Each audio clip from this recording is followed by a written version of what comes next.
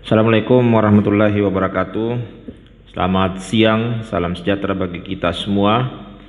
Eh, Pada pertemuan kali ini di mata kuliah proses legislatif, kita akan bicara tentang peran Presiden dan DPR dalam pembentukan undang-undang. Nah, tentu kita bisa melihat peran itu sebelum dan setelah amandemen. Karena di tahun 1999 sampai 2002 konstitusi kita mengalami amandemen. Nah, kalau kita bicara sebelum amandemen, kekuasaan presiden itu dalam bidang legislatif bisa dilihat di bab 3 kekuasaan pemerintahan negara pada pasal 4 dikatakan bahwa Presiden Republik Indonesia itu memegang kekuasaan pemerintahan menurut Undang-Undang Dasar. Sementara di pasal 5 dikatakan bahwa Presiden memegang kekuasaan untuk membentuk undang-undang. Presiden menetapkan peraturan pemerintah untuk menjalankan undang-undang sebagaimana mestinya. Jadi kita bisa lihat begitu dominan kekuasaan atau begitu banyak kekuasaan dimiliki oleh presiden pada masa Orde Baru. Nah, kemudian di pasal 20 sebelum amandemen, di situ dikatakan bahwa tiap-tiap undang-undang itu menghendaki persetujuan DPR. Sepintas kelihatan ini sangat baik karena tiap-tiap undang-undang itu menghendaki persetujuan DPR. Akan tetapi karena struktur dari konstitusi kita sebelum amandemen itu ada namanya pembukaan, ada batang tubuh, dan ada penjelasan. Nah, penjelasan itu begitu penting di masa sebelum amandemen. Malah penjelasan kadang menggugurkan makna yang ada pada batang tubuh, seperti pasal 20 ini, bahwa di penjelasan dikatakan DPR harus memberi persetujuannya kepada tiap-tiap rancangan undang-undang dari pemerintah. Ini menunjukkan bahwa segala rancangan yang diusulkan oleh pemerintah itu tidak boleh ditolak oleh DPR. Itu menggugurkan sebenarnya pasal 20 yang mengatakan menghendaki persetujuan DPR. Nah, artinya apa? Disitulah kita melihat bahwa begitu kuatnya kedudukan dari presiden pada saat itu di bidang legislatif. Nah, eksekutif sebagai pihak yang merumuskan kebijaksanaan dan menjalankan pemerintahan. Eksekutif lebih mempunyai kesempatan untuk mendapatkan tenaga yang memiliki keahlian untuk menyusun rancangan undang-undang. Eksekutif memiliki tata kerja yang memungkinkan pengambilan keputusan secara cepat. Ya, memang kalau kita lihat dalam konteks pengusulan rancangan undang-undang, tentu eksekutif jauh lebih baik kualitas rancangannya karena dia didukung oleh tenaga yang memiliki keahlian dalam menyusun rancangan undang-undang itu. Dan kedua, tidak ada konflik di dalam pengusulannya. Kenapa? Karena pengambilan keputusannya tidak seperti di DPR yang basisnya partai-partai politik yang bisa saja berbeda kepentingan terkait sebuah rancangan undang-undang. Kalau dari pemerintah itu satu suara karena memang tidak seperti DPR yang merupakan fraksi-fraksi dari partai-partai politik. Nah, setelah kemudian amandemen, maka ada pembagian kekuasaan yang tegas di situ. Walaupun kemudian ada koordinasi di antara lembaga-lembaga itu. Nah, DPR memegang kekuasaan membentuk undang-undang, Presiden memegang kekuasaan pemerintahan, Mahkamah Agung, Mahkamah Konstitusi, dan lembaga peradilan lainnya memegang kekuasaan kehakiman. Nah, akhirnya kemudian setelah amandemen itu, di pasal 20A ayat 1 dikatakan bahwa kekuasaan membentuk undang-undang itu ada di tangan DPR. Nah, ini juga yang kadang dipertanyakan, ya, kenapa hanya menyebut DPR, kenapa tidak menyebut DPD misalnya. Padahal kalau kekuasaan kehakiman disebut Mahkamah Konstitusi, Mahkamah Agung, dan lembaga peradilan di bawahnya. Kemudian pasal 20A dikatakan bahwa DPR memiliki fungsi legislasi, fungsi anggaran dan fungsi pengawasan. Dipertegas bahwa di situ ada fungsi membentuk undang-undang. Nah, terjadi pergeseran sebenarnya dari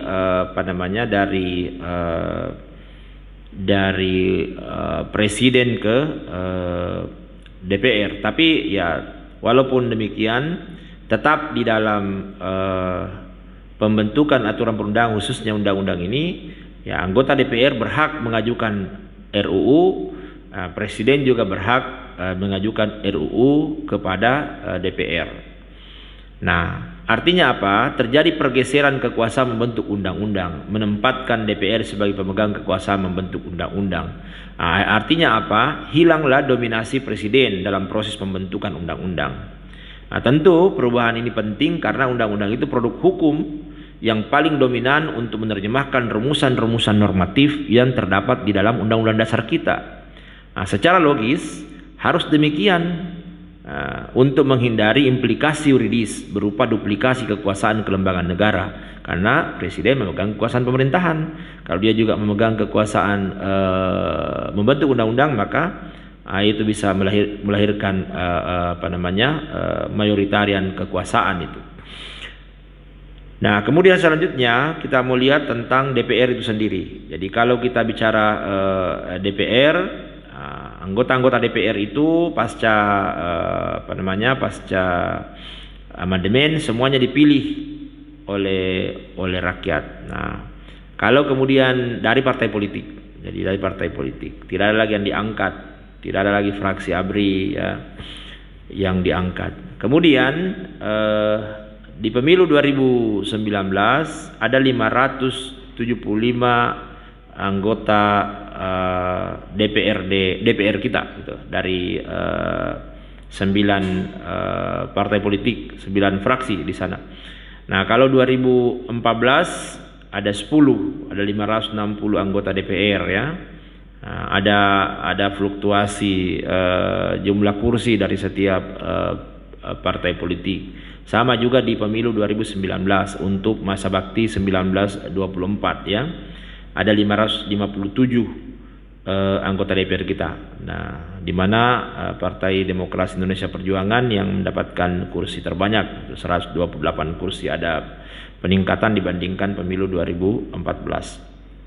Sama juga dengan pemenang kedua, ada Partai Golkar yang memiliki 85 kursi. Walaupun kemudian ada penurunan 6 kursi, tapi tetap sebagai nomor urut 2 kursi terbanyak di DPR. Nah, kemudian selanjutnya alat-alat kelengkapan. Jadi alat-alat kelengkapan dari DPR kita ini ada beberapa, di antaranya ada badan legislasi. Badan legislasi. Jadi ada pimpinan, ada badan musyawarah, komisi, badan legislasi, badan anggaran, dan seterusnya. Alat kelengkapan lain yang diperlukan dan dibentuk oleh rapat paripurna. Nah, yang terkait mata kuliah kita ini ada salah satu alat kelengkapan DPR adalah adanya badan legislasi. Kemudian DPR tentu ada fungsi, ada wewenang, dan ada hak yang melekat padanya, ya. Jadi ada fungsi legislasi, ya, fungsi membentuk undang-undang, ya, ada fungsi anggaran, ada fungsi pengawasan, ya. Kemudian banyak fungsi yang lain, dan dari fungsi-fungsi itu ada hak yang dimilikinya, baik hak kelembagaannya maupun hak anggota dari DPR itu. Nah, kemudian kalau kita bicara fungsi legislasi, tentu kita bicara tentang bagaimana DPR itu selaku pemegang kekuasaan membentuk undang-undang. Kemudian kalau bicara fungsi anggaran, itu dilaksanakan untuk membahas dan memberikan persetujuan atau tidak memberikan persetujuan terhadap RUU tentang APBN yang diajukan oleh Presiden setiap tahun atau setiap masa tahun anggaran. Kemudian yang ketiga, fungsi pengawasan. Fungsi pengawasan itu dilaksanakan melalui pengawasan atas pelaksanaan undang-undang dan APBN. Nah, dari fungsi itu kemudian ada hak DPR gitu. Jadi DPR sebagai lembaga legislatif dia mempunyai hak gitu, hak interpelasi, hak angket, hak menyatakan pendapat. Nah, apa itu hak interpelasi? Hak interpelasi itu hak DPR untuk meminta keterangan kepada pemerintah mengenai kebijakan pemerintah yang penting dan strategis serta berdampak luas bagi kehidupan masyarakat. Nah, sementara kalau hak angket itu hak DPR untuk melakukan penyelidikan terhadap suatu kebijakan tertentu dari pemerintah yang diduga bertentangan dengan peraturan perundang-undangan. Nah, kemudian kalau kita bicara hak menyatakan pendapat, jadi hak DPR untuk menyatakan pendapat atas 3 hal. Pertama, kebijakan pemerintah atau mengenai kebijakan luar biasa yang terjadi di tanah air atau di dunia internasional. Yang kedua, tindak lanjut pelaksanaan hak interpelasi dan hak angket. Atau yang ketiga, ada dugaan bahwa presiden dan atau wakil presiden melakukan pelanggaran hukum, baik berupa pengkhianatan terhadap negara, korupsi, penyuapan, tindak pidana lainnya, tindak pidana berat yang dimaksudkan ya, maupun perbuatan tercela, dan atau presiden wakil presiden itu tidak lagi memenuhi syarat sebagai presiden atau wakil presiden.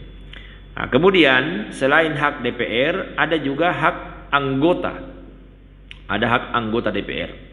Jadi anggota DPR itu berhak untuk mengajukan rancangan undang-undang gitu. Kemudian ada hak untuk mengajukan pertanyaan. Setiap anggota DPR itu berhak mengajukan pertanyaan kepada presiden yang disusun baik secara lisan maupun tertulis, singkat, jelas dan disampaikan kepada pimpinan DPR. Nah, kemudian ada hak menyampaikan usul dan pendapat. Kemudian hak memilih dan dipilih, jadi untuk menduduki jabatan tertentu pada alat kelengkapan nih. Kemudian hak membela diri, jadi hak setiap anggota DPR untuk melakukan pembelaan diri dan atau memberi keterangan kepada badan kehormatan atas tuduhan pelanggaran kode etik gitu. Kemudian ada hak keuangan dan administratif untuk dapat pendapatan, fasilitas ya.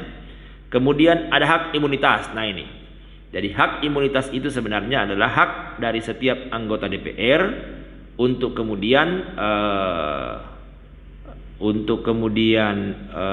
tidak dituntut di hadapan pengadilan ya, karena pernyataannya, pertanyaannya atau pendapatnya yang dikemukakan secara lisan atau tertulis dalam rapat-rapat DPR sepanjang tidak bertentangan dengan peraturan tata tertib DPR dan kode etik anggota dewan. Jadi ada pengecualiannya dan itu hanya dalam konteks. Jadi kalau di luar rapat ya tentu itu bisa dilihat atau diuji berdasarkan aturan perundang-undangan yang berlaku gitu ya. Kemudian ada hak protokoler. Hak protokoler itu hak setiap anggota DPR bersama pimpinan DPR sesuai ketentuan peraturan perundang-undangan. Ada hak-hak yang lain ya. Hak pengawasan, kemudian hak mengusulkan perjuangan program, hak pembangunan daerah pemilihan, hak untuk sosialisasi undang-undang. Nah, kemudian bagaimana perannya ya? Bagaimana peran DPR dan presiden itu di dalam pembentukan undang-undang? Kita bisa lihat di bagan yang Anda bisa lihat di slide ya, bahwa kalau kita bicara pembentukan undang-undang, jadi tadi dikatakan bahwa usulan itu bisa datang dari DPR ya, bisa datang dari presiden, lalu kemudian bisa juga dari DPD yang diusulkan kepada DPR, pimpinan DPD ke pimpinan DPR ya. Lalu kemudian itu dibahas bersama, mendapat persetujuan bersama, lalu kemudian bisa disahkan, atau kemudian kalau tidak mendapat persetujuan bersama maka kemudian tidak boleh diajukan lagi pada masa sidang tersebut. Nah, setiap rancangan undang-undang yang dibahas itu harus mendapat persetujuan. Jika tidak mendapat persetujuan, tidak boleh diajukan lagi dalam persidangan DPR di masa itu. Nah, itu penegasannya. Kemudian terhadap RUU yang telah disetujui, maka untuk menjadi undang-undang memerlukan pengesahan. Nah, ini ini yang perlu dicermati bahwa sebenarnya ada hak tolak dari presiden kalau kemudian DPR itu mengajukan rancangan undang-undang. Begitupun sebaliknya. Jadi bergesernya kekuasaan membentuk undang-undang dari presiden ke DPR tidak berarti presiden harus menerima begitu saja terhadap rancangan undang-undang yang telah diputuskan DPR. Tapi ya ada hak tolak, itu hak tolak. Jadi kalau dikatakan penafsiran gramatikalnya itu hak tolak atau ketatabahasaannya dapat ditarik makna yang tersirat bahwa dalam pembahasan RUU presiden diberi hak oleh konstitusi untuk menyetujui, ya. Atau kemudian presiden diberi hak pula untuk menolak atau tidak menyetujui karena di situ dikatakan dengan persetujuan bersama. Ya. Kemudian kalau kita bicara persetujuan, ya, pengesahan itu, jadi pengesahan presiden sebenarnya hanyalah bersifat administratif belaka. Kenapa? Karena rapat paripurna DPR itulah yang kemudian disebut sebagai pengesahan material. Jadi pengesahan presiden itu yang ditandatangan itu kan pengesahan formil. Nah, dikatakan pula bahwa di pasal 20 ayat 5, apabila jika dalam waktu 30 hari sejak mendapat persetujuan dari presiden di sidang paripurna, maka kemudian itu sah. Nah, pengundangan dalam lembaran negara dilakukan oleh DPR, bukan lagi oleh Sekretariat Negara. Jadi itu sebenarnya harapannya, ya, bahwa pengundangan dalam lembaran negara itu sebaiknya dilakukan oleh DPR, bukan lagi oleh Sekretariat Negara, untuk menegaskan bahwa kekuasaan membentuk undang-undang itu benar-benar berada di tangan DPR, bukan lagi di tangan presiden. Tapi tentu ada pertimbangan tersendiri sehingga undang-undang mengatakan begitu, gitu, ya, bahwa kemudian tetap membutuhkan pengesahan, tapi 30 hari saja disetujui tidak disahkan maka itu sah menjadi undang-undang. Kemudian bagaimana dengan peraturan pemerintah pengganti undang-undang? Nah, ini. Jadi peraturan pemerintah pengganti undang-undang itu dalam tata urutan perundang-undangan kan sejajar dengan undang-undang. Nah, Perpu ini kan domain presiden, yang mengeluarkan ini presiden. Dalam hal apa? Kegentingan yang memaksa. Ada banyak definisi tentang kegentingan yang memaksa itu. Nah, tapi ya Perpu itu harus mendapat persetujuan kemudian oleh DPR, atau mungkin tidak mendapat persetujuan, karena kalau tidak berarti itu bisa dicabut, gitu. Jadi Perpu harus mendapat persetujuan dalam persidangan berikutnya. Jika tidak, dia dicabut. Tapi setidaknya itu berlaku ya kurang lebih 1 tahun, gitu. Jadi tanpa persetujuan sebelumnya dari DPR, presiden bisa menetapkan Perpu karena keadaan yang mendesak. Persidangan yang berikut, masa sidang pertama DPR setelah Perpu ditetapkan, maka kemudian dibicarakan untuk mendapat persetujuan bersama atau kemudian ditolak. Jadi setidaknya dia berlaku selama 1 tahun untuk menyelesaikan masalah yang genting yang memaksa tersebut, ya. Jadi menetapkan Perpu dapat dikatakan merupakan penyerahan wewenang yang bersifat legislatif.